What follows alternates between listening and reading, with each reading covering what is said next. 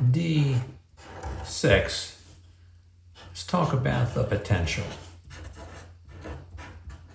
A concept of the potential. And we'll start out with potential energy.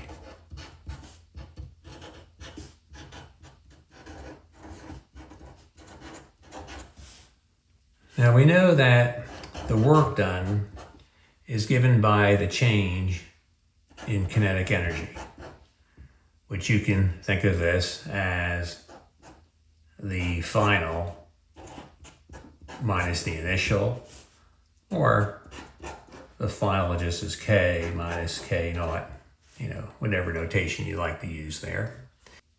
And the work is the force times the distance. Now, if we apply this to our situation that we did earlier with gravity, where you're dropping a ball, say, a height h, and when you do this carefully, you should measure the h from the bottom of the ball, since the bottom of the ball touched the ground there. So from the bottom to the bottom of the ball, like that, say. All right, so when we do this, we have, for the work that's done, is mgh.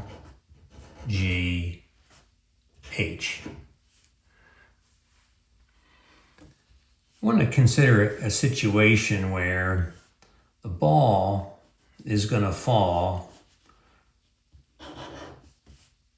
from one height to another height. So let's start out with some height h1. And say the ball is going to wind up here, which is going to be h2. It's going to be in motion.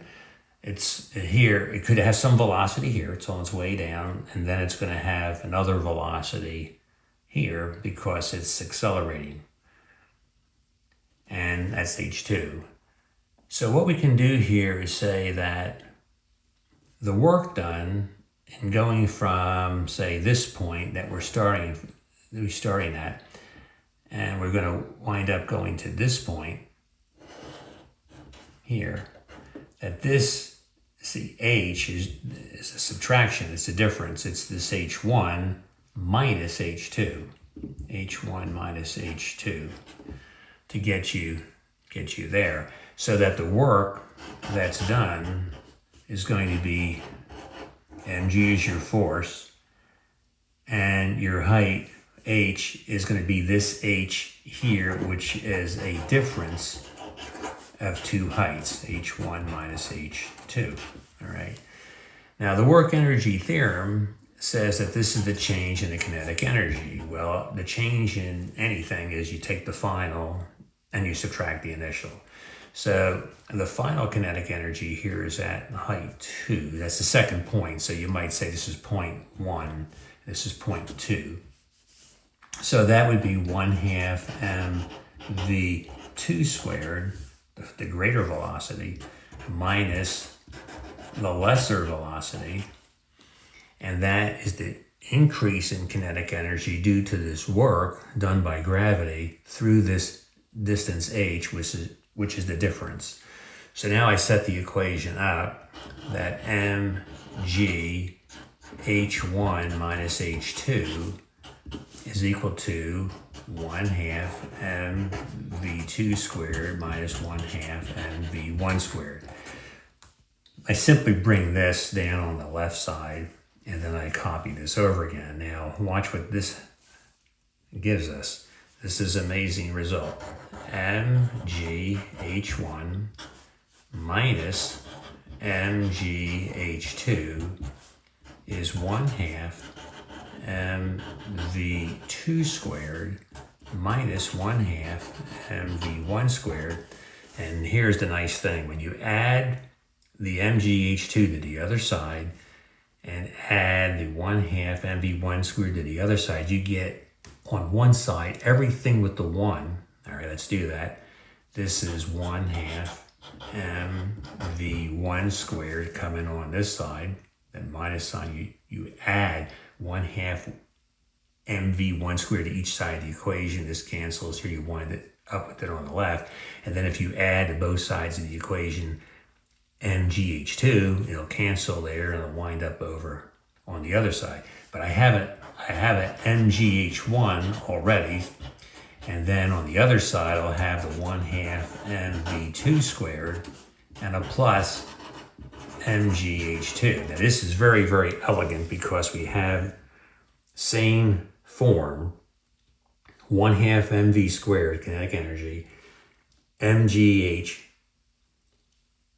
and we have kinetic energy at the second point plus mgh2. And this is called potential energy. Now to understand this a little bit better, let's go back to the first case. The first case here where we drop the ball from rest. If we drop the ball from rest, then the initial velocity, the 1, this is 0.1, remember where you start, and then this is 0.2. This is going to be 0. And then you're going to have mgh1,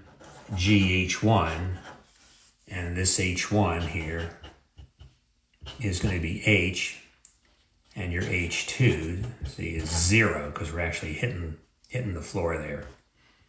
And this arrow here is bringing us to the analysis down here.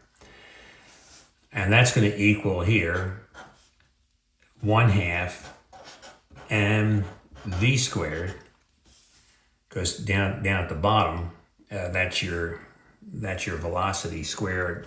We're calling v1 c0 and v2 v, and then h2 down at the bottom is 0.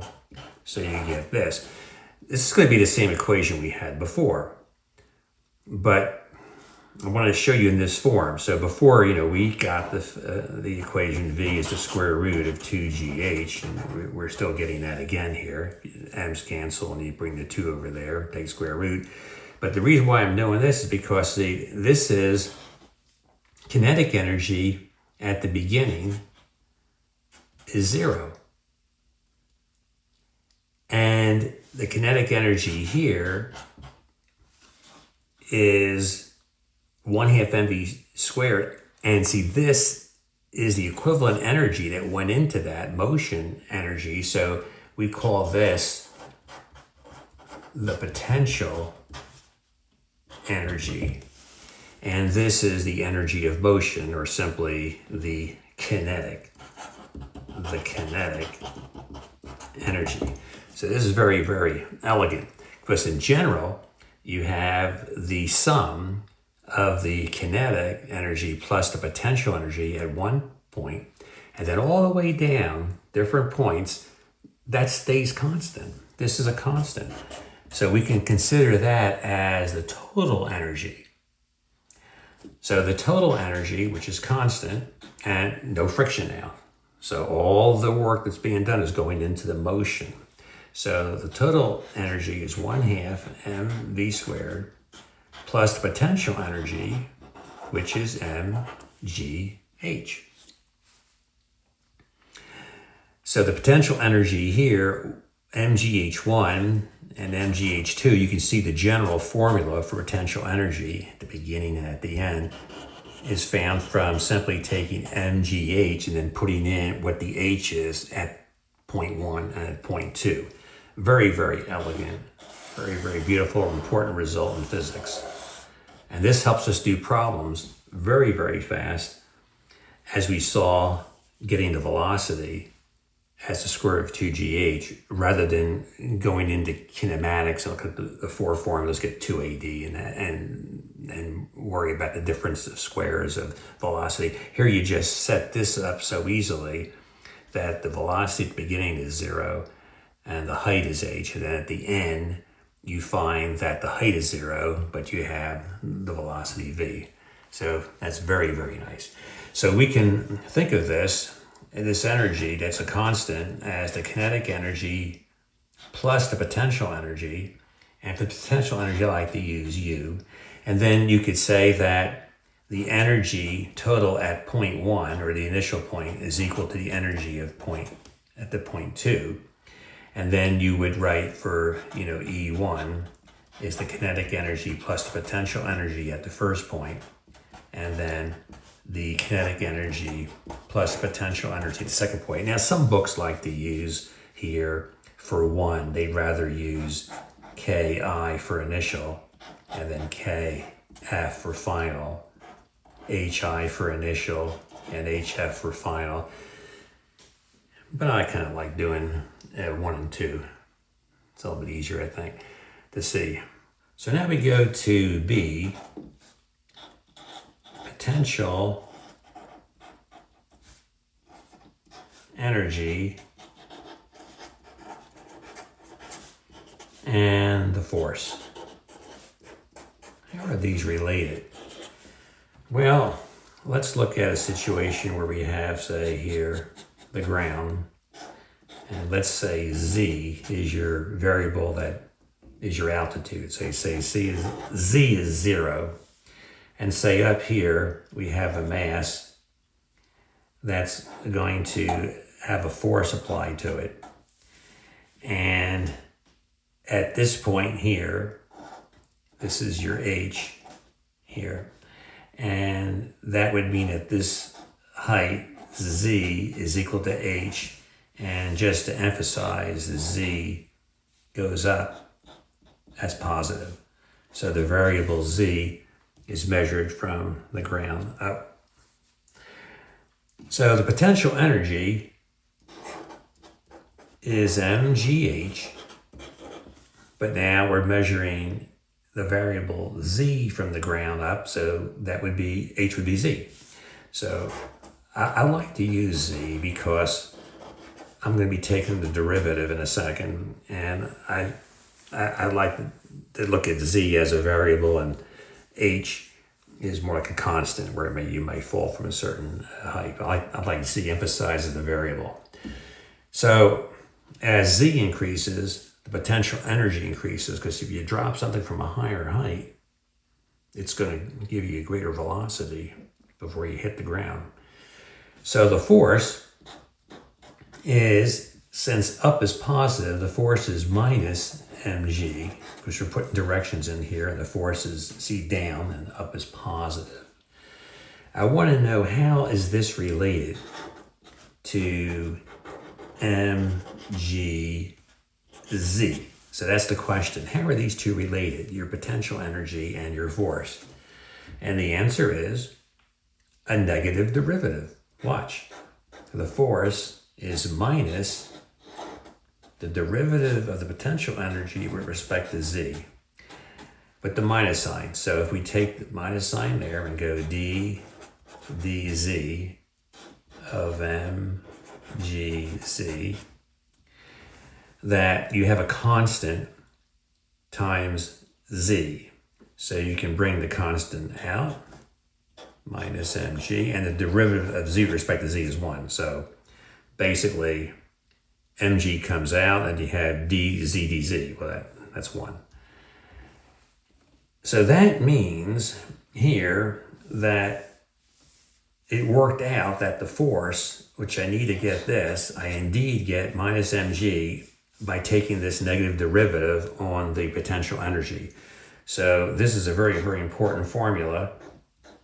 F is minus du dz.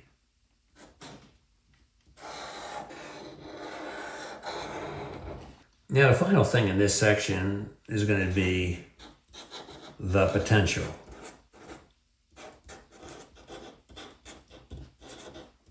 Now the potential is defined, and I'm going to use V, capital V, for the potential. That's defined as the potential energy per unit mass. Now some books may use this phi, for that. Let's go ahead and use V, all right? So if we do this, then since the potential energy U is mgz, when you divide by m to get v, you're going to simply get g times z. And if you want to, let the z is your height, so you could write this as gh. That's fine. Both are fine. Now notice the force per unit mass would be given using this formula as minus 1 over m, just using the formula here, just plugging in. I'm just dividing by m to see what we get here. And that's du dz. And this is going to be equal to, when you divide by the m, you have then v. So this is minus dv. This is now, but capital V, so you gotta be careful there. Maybe it is good to use phi, but we'll stick with the capital V. All right, like this. All right, so let's do that here. The derivative of v with respect to z, well, you just pull off that g. There's a minus sign there, so this is what you have. And that makes sense. In other words, f equals minus mg. Everything's working out beautifully here.